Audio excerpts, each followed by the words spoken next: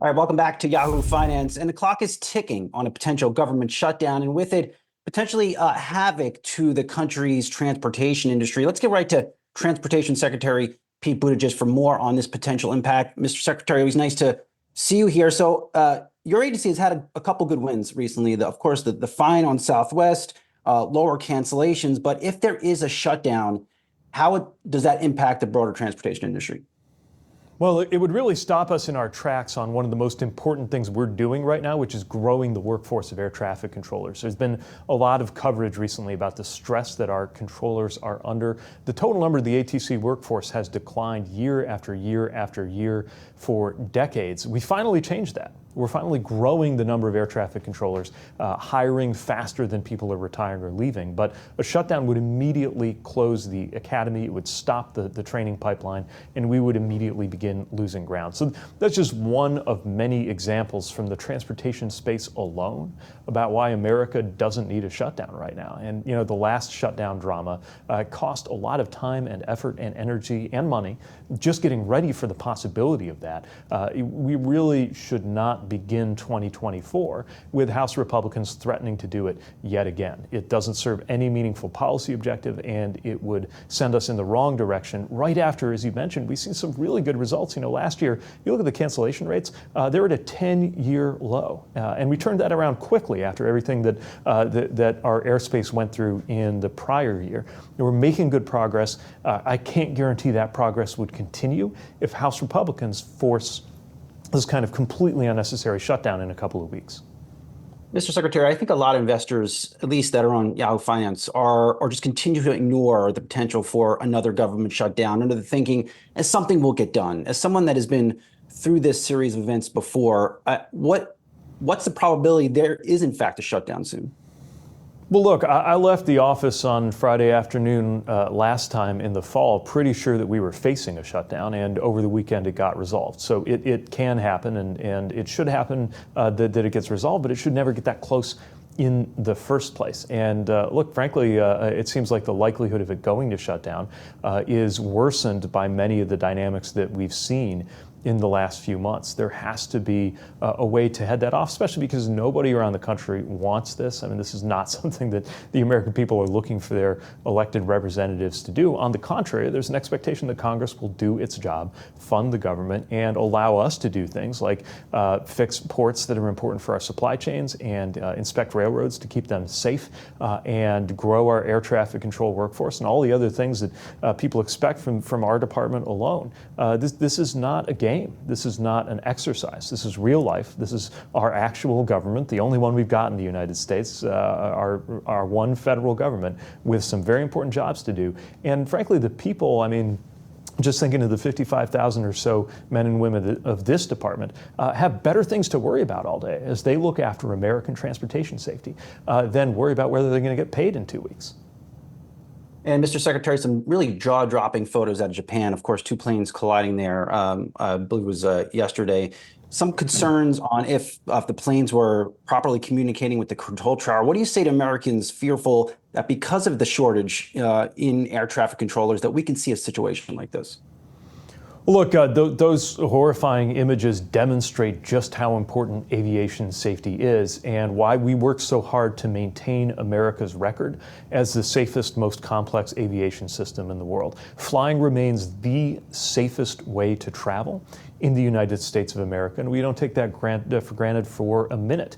To the point that in the absence of having had a fatal airline crash in more than a decade, we look at the close calls. Anytime something came even close to potentially maybe leading to an incident, we look at those close calls the way we used to look at crashes. And of course, we also look at things that are happening around the world outside the U.S., which is why the FAA will pay close attention to any and all lessons learned from what obviously is still unfolding in terms of getting the facts and the information about what happened in Japan.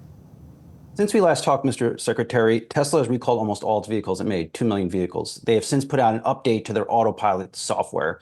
Now, I recently caught a Washington Post story review of this new technology, and their takeaway was it's still not safe, and people should not feel safe that Tesla vehicles with autopilot are on our roads. Should these cars do they need more updates? Should they be on the road altogether with this technology? What I say is any time that our department finds a safety concern, that can lead to a recall. And in this case, there was a recall to improve the safety of this technology.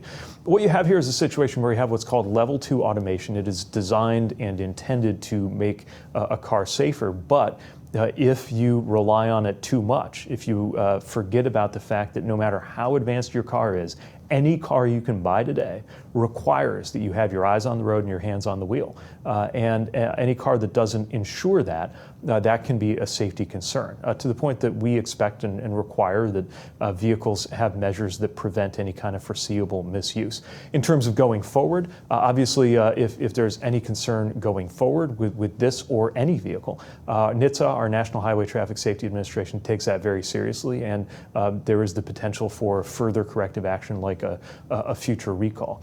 What we're seeing now is that increasingly the recalls are around not just hardware but software. The good news is often a software-based recall is simpler to administer than a hardware one. But whether it's hardware, software, or the way they interact with each other, we're always going to be acting to make sure that our cars get safer. You know, we're just talking about aviation safety, where we work so hard to make sure that we maintain 0 as the number of passenger airline fatalities in a given year.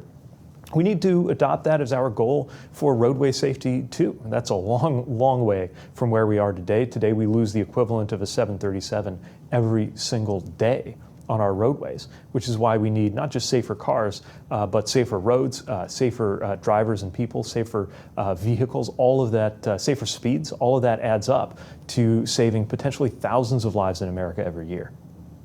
Of course, Mr. Secretary, you and President Biden have championed EVs in this country, rolling out key legislation like the Inflation Reduction Act.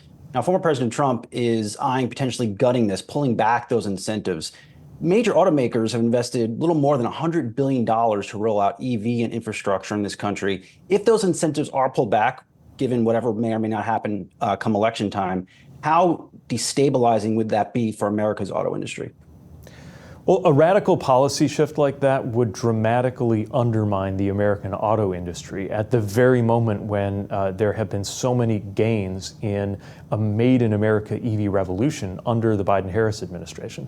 Look, the reality is former President Trump allowed China to build a major advantage in EV batteries and EV manufacturing at the very moment when it began to become obvious that EVs are going to be the future and that we can't keep people trapped in gas cars any more than you could keep phone users trapped on landlines for the next 100 years. That the industry has a very clear direction, and our policy has been to make sure that that EV industry is made in America. Undercutting American auto workers and auto companies with that kind of policy shift is the exact opposite of what this country needs, especially in a place like the American Midwest where I come from, where I see communities that made their original prosperity happen on the strength of the auto industry as it was 70 or 90 years ago, now seeing jobs created with EV battery facilities and other things related to the new technology. Trying to move America back toward old technology is a recipe for job loss and failure. All right, we'll leave it there. Transportation Secretary Pete Buttigieg, grateful for your time as always. Happy New Year to you and the team. We'll talk to you soon. Thanks, same to you. Take care. Thank you.